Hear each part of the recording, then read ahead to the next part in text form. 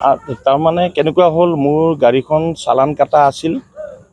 আপোনাৰ চালান কাটা গাড়ীখন আহি থাকোঁতে মায়ঙত আমাৰ যিটো মৰিগাঁৱৰ ৰেঞ্জাৰ তেখেতে লেডিজগৰাকীয়ে তেখেতে মায়ঙত মোৰ গাড়ীখন ৰখাই তাৰপিছত চালান চেক কৰিলে।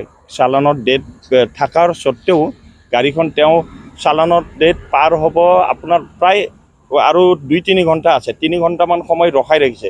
কিন্তু বিনা চালানৰ গাড়ী কিছুমান আছে, সেইবিলাক গাড়ী পাৰ কৰাই দিছে, যাব দিছে। কিন্তু চালান থকা গাড়ীখন তাই ৰখাই থৈ দিছে। ৰখাই থৈ কেনেকৈ চালানৰ ডেটটো পাৰ হয় সেইটো চাইছে। যেতিয়া ডেটটো 2-3 ঘণ্টাৰ পিছত পাৰ হৈ গ'ল, তেতিয়া গাড়ীখন তাই কৈছে ষ্টাফক উঠাই দিছে, ড্ৰাইভাৰৰ পৰা মোবাইল কাঢ়ি লৈছে, হেল্পাৰৰ পৰা মোবাইল কাঢ়ি লৈছে, মোৰ যাতে মালিকে কণ্টেক্ট কৰিব নোৱাৰে। মোৰ মোবাইলটো লৈ গাড়ীখন ৰেঞ্জ অফিচলৈকে লৈ গৈছে।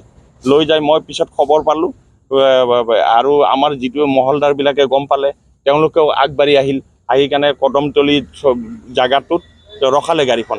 ৰখাই কেনে অলপ কিছু তেওঁলোকে মনোমালিন্য হয়। তাৰপিছত ময়ো 1 ঘণ্টামান পিছত মই আহি গৈছোঁ, যিহেতু মই চন্দ্ৰপুৰৰ সিফালে পানীখাইটিত থাকোঁ। তাৰপিছত আহিলোঁ, আহি কথাখিনি কি হৈছে কি নহৈছে ময়ো সুধিলোঁ। সোধাৰ পিছত তেওঁ কৈছে নাই তেওঁ গাড়ীৰ ভিতৰতে মনে মনে আছে, কোনো একো কৰা নাই।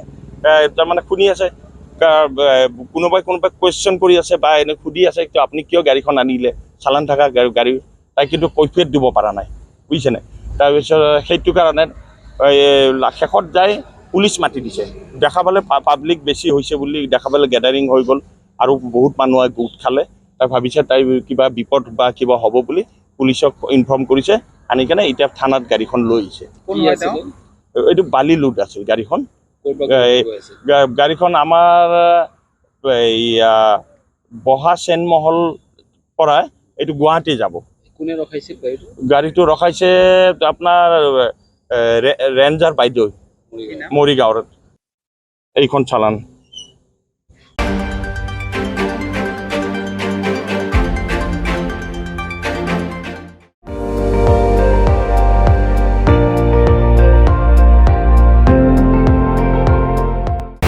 আপুনি চাই আছে ND24, সৰ্বশ্ৰেষ্ঠ নহয় সৰ্বোত্তমৰ দৌৰত।